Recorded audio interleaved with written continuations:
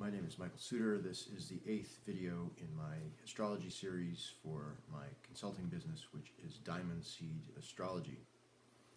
This video is going to be about Mercury / Hermes, the archetypal god of consciousness that is embodied in the planet of Mercury that we track. We track this archetype with the planet Mercury. So this archetypal character is also represented by other gods of consciousness, or gods who maintain this same sort of area of expertise, which includes Odin, Thoth, and Hermes, among many others all over the world. So the general areas of expertise that Mercury / Hermes / Odin, etc.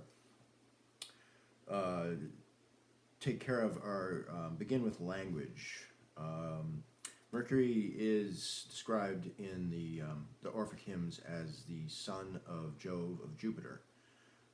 This is a very interesting area to explore, because it also gives us a little bit of understanding, because these astrology opposes the Mercurial to the Jovian or the Jupiterian by sign rulership. So these two archetypes, who ancient astrology would actually, even though they're opposed to each other, a conjunction or visibility or any type of interaction between Mercury and Jupiter would be considered positive in ancient astrology, versus some other oppositions, such as Saturn and Sun and Moon are all ruling opposed signs, and those are very problematic situations when Saturn is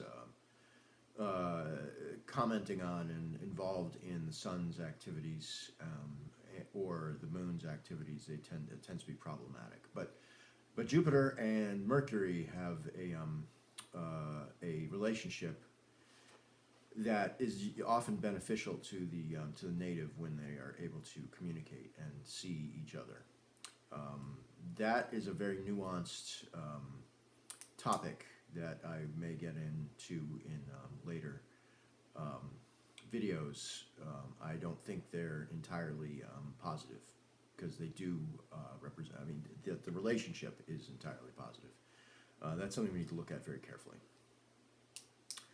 So the Mercurial archetype is associated, if not primarily in a major way, with language. The logos, education, systematized knowledge. He's associated with commerce, and commerce, if we're talking about modern and traditional human life, that means agriculture. So we need to always be thinking about agriculture when we're talking about Hermes, Mercury. That's an extremely important topic. Mercury is exalted in the sign of Virgo, and he rules Gemini. He is in house joy when he's in the first house, which means that he likes to be in the first house. He likes to be in the place in astrology of the most engagement. So this is a character who wants to be involved. He wants to be active. He wants to be moving around. This is very much endemic to the mercurial nature. He wants to, mercurial, the word itself, of course, means that this is changing. You know, this is a character who changes constantly. Why does he change? That's a great question, which we'll be getting into shortly. So Mercury is involved, according to Orphic hymns, he's involved in divine fraud. This is the god of the trickster god. This is the word Mercury contains the word cur, and the word cur means dog. So this is, when you look at the tarot cards, you see the dog there in several places, and the dog is definitely representative of sort of instinctual animal nature that perhaps knows a bit more about what's going on and is able to guide us through our life in ways that we might not like to admit that we can take that guidance and need that guidance from this very instinctual animal herding kind of instinct that the dog has to get us through danger. So getting into Mercury and as I've said before, all of the archetypal functions, archetypal characters are defined by their function. So how does a character, this Mercury character, move the year forward, the seasons forward? He rules Gemini, which is the sign that is the end of spring. Gemini is one of the most active times of year in the northern hemisphere. This is late May to late June. It's a time of year when we're seeing all of the plants are flowering. Often they're some starting to put out fruit, possibly. Things are moving in the year very quickly. And in many ways we might feel like this is too much information. We need to take in a lot of information about what's going on. Again, back to the agricultural aspect. If you put yourself in the place of the farmer in this time of year, we're starting to see how the year is shaping up in terms of what kind of crops are going to be working out, what types of crops are not working out. There's a lot of information that we need to take in, and it's a bit overwhelming. We have choices this time of year. We have a lot of choices, and it's very interesting that the symbol for Gemini is the two pillars, the one next to each other, and this brings us to the symbol of the Jochan and Boaz, the Masonic symbol. The two pillars, and the two pillars are two goddesses, according to tradition. There's basically this is a division of the goddess into, according to my thought, how this is this works out. This is a division of the goddess into two parts in Gemini. In Taurus, the preceding sign, the two goddesses were together, very much of one mind in nurturing and bringing about the fertility of the Taurus season, where this fixes the season into this kind of slow-moving, watery, earthy, very sensual, very instinctual part of the year, symbolized by the bull. So this Gemini is bringing the goddesses out of this sort of union of intention back into a place of separation, where the goddess has to choose again as to what she's going to do, what path she can follow. The story of the zodiac is very much the occulted. It's told from the occulted point of view of the goddess, which is of course problematic from a more patriarchal and monotheistic point of view. That's something we would want to hide if we want to, if our cosmology is suppressive of the goddess, of the feminine aspects. So this brings us to some other keywords that are associated with Mercury, Hermes, out of going back to the Orphic hymns too. We have the idea of androgyny, of hermaphroditism, and I think there's a very nuanced interpretation that has to be placed upon this association of androgyny and hermaphroditism with Mercury. So, looking at how things work in reality, we have two basic forces, which are the feminine and the masculine, that are behind everything. This is the yin and the yang of creation. These are the two basic forces that are in a creative dance with each other. Mercury is the planet, the archetype, who understands this most clearly, whose entire wheelhouse is based upon the understanding of these two forces being in play with each other. Mercury, as a archetype, does not take sides, or at least he needs to appear not to take sides in the battle of the sexes as it works out. He needs to stay as neutral and mercenary, so we get the term mercenary from the word Mercury as well. These terms are all very closely related. Again, he's mercurial. He will shift sides. He will be willing to put on a dress or put on the lumberjack's flannel, so to speak, as is necessary to serve his needs. And his need is to understand what's going on in this extremely active time of year as best as possible. This is the time of year of abundance, so Mercury takes on the responsibility of shepherding humanity through the seasons of abundance, which end in Gemini and for the spring, and then Virgo in the fall.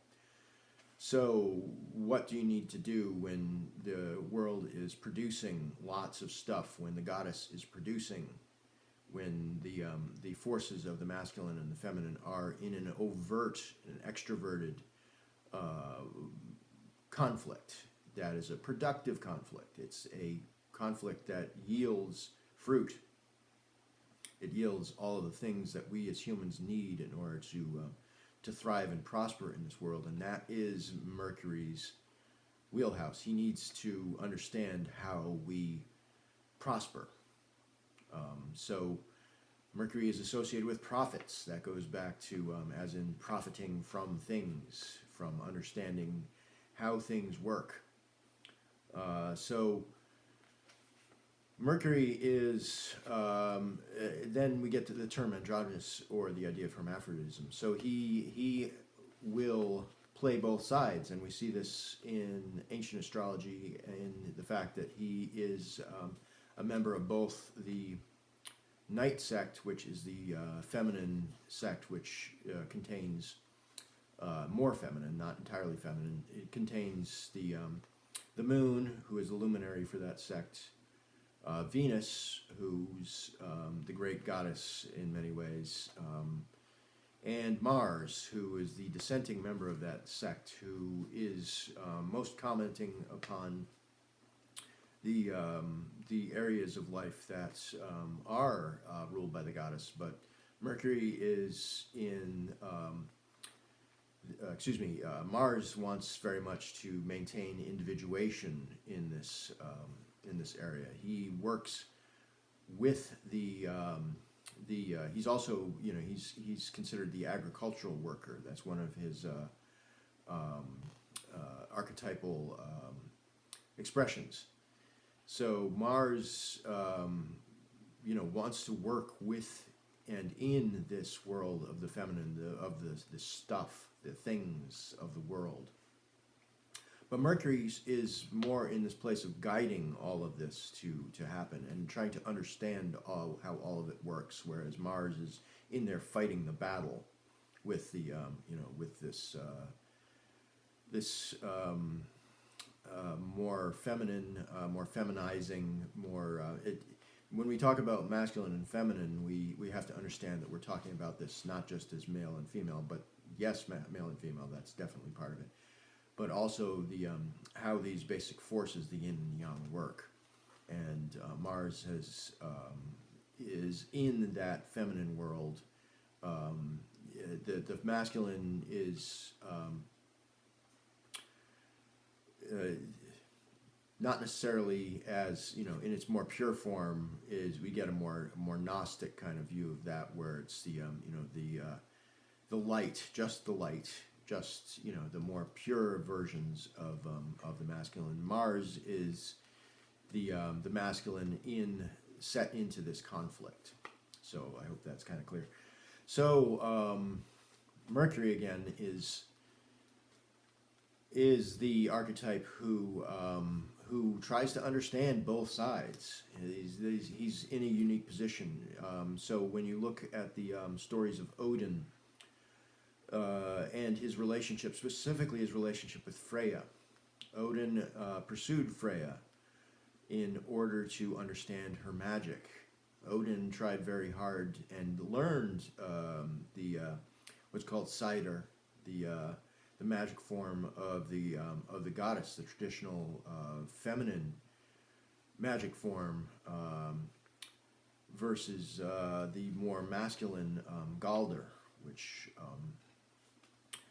was the Norse tradition speaks a bit about how Odin defied the societal norms by going after Freya to understand her magical form, when practice of cider was considered to be a feminizing and something that men shouldn't do. That it's too much locked in that world of the feminine. So masculine men don't do that. That was the general idea. But the tradition describes this very clearly, and it obviously, the Odin being the All-Father, went ahead and learned all of this feminine magic. So that, I believe, is a great commentary upon how this God of consciousness archetype actually works. That you can get misled by looking at the terms of androgyny and hermaphroditism too literally, and not put it back into this understanding of this essentially being a masculine archetype who wants to understand how creation itself works, who will do anything to understand how creation itself works. So I am going to just a few more words about this. So Mercury's rulership is in the his two rulerships are in the fertile or more masculine time of the year, when this battle of the sexes is extroverted. It's out in the world. In Gemini specifically, Mercury is, I use the analogy of him being like the pollen itself, like the all of the pheromones that are going through the coursing through the air and through the ground, that are giving information to the plants, and also to us, that we get information from all of the scents and the feelings that we get in a very semiotic fashion from our environment, that we can start to describe in our left brain kind of way, but we generally don't. It's people who have a great deal of psychic, empathetic ability, I think, are more tuned into this sort of understanding that our outside world is giving us. But we all have it. We all have it. It's just to what level are we conscious of it? Mercury is, he's associated with speed. His feet have wings so that he can move around like the pollen. He can be in all of these places at once to try and see in a more left brain fashion what is really going on. He's tracking consciousness. He tracks with consciousness. He is consciousness to a certain degree. But when we talk about Mercury, of course, we have to talk about Hermes and Hermeticism, which I'm not going to get into a great deal today. That will be another video. But this Mercury character is the wellspring of Hermeticism, and we need to understand Mercury as the archetype who brought us these literal teachings, these ideas about how this cosmology, Mercury is looking for, Hermes, Mercury is looking for the basic natural laws of existence in a way that we can use them, in a way that we can put them into action, more so than any of the other archetypes. This is the intermediary god of our archetypal set of tutelary gods of the seasons. So again, he's associated with the fertile year, when things move quickly, and as he moves into the excuse me, the signs of the fall and the winter, when things are slowing down, he still is powerful, but this is not his. It's not his wheelhouse. It's not really as his strength. He moves inside. Then he, like the life force itself, in the fall and the winter, the life force. As we use a tree of life analogy for the wheel of the year, what we're really tracking is life force within the tree. So during the spring, it is emerging. The life force is like the sap that's rising in the tree, and then it's expressing itself through the buds and new shoots and all of the other things that we find coming out in the springtime. In the summer, it's really manifesting above ground in fruit and in other expressions of the sexual maturation of the year, when it's turning into things that creation uses to further the species, as well as to in just this very basic way, the art of of creation coming forth in all of its beauty and majesty. It's just simply expressing itself in all of this amazingness. And Mercury is our appreciation of that in the Mercurial and the Venusian sort of way. That's where those two archetypes come together. So Mercury's got a very special relationship to the feminine, and I've spoken about this a good bit. Mercury is following the feminine around to see her actual procreative function. How does she work to procreate? Which is what, again, our farmer, the human who is trying to survive off of the abundance of the goddess. What does this Mercury character, do? What is his effect upon the goddess? So this is the entire subject, basically, of my book, which is upcoming, about Venus and Virgo. His close observation of the flesh of the goddess, of how she expresses in the extroverted world in this battle of the sexes, is actually problematic for the psychology of the goddess herself. We can see this in the goddess's fall in the sign of Virgo. This is a psychological problem for the goddess, who doesn't want to be looked at so closely, who loves her fruit, who loves all of this creation, because this is literally the fruit of her labor, of her procreative ability. All of the gifts that she gives are it's most expressed in the sign of Virgo. So she falls in Virgo. She falls because she is all flesh at that point. She is perhaps over-invested in the fleshy world and under-invested at that point in the sheer potentiality that the opposite sign of Pisces represents in this wheel of the year. Pisces is all imagination. It's all thinking about the possibilities of the coming year. It's about the problems that came during the winter, all of the difficulties and the issues that come up from going so deeply introverted, deeply inside of oneself. And we need to bring ourselves back outside into the world from that hibernation, that you will, if you will, of human consciousness as it goes deeply inside.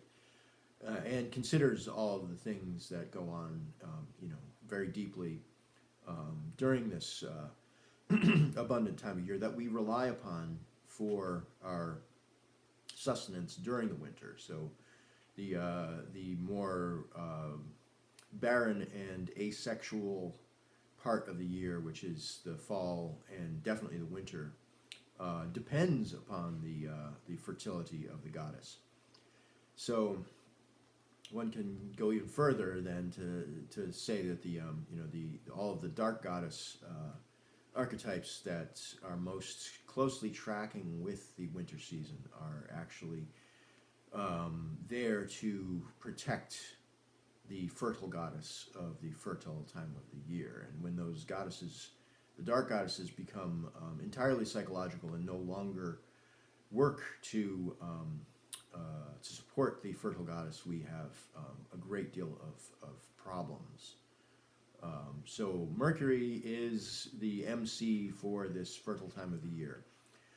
He is the one who looks at the goddess most closely, and he's the one who is checking the apple for the bugs.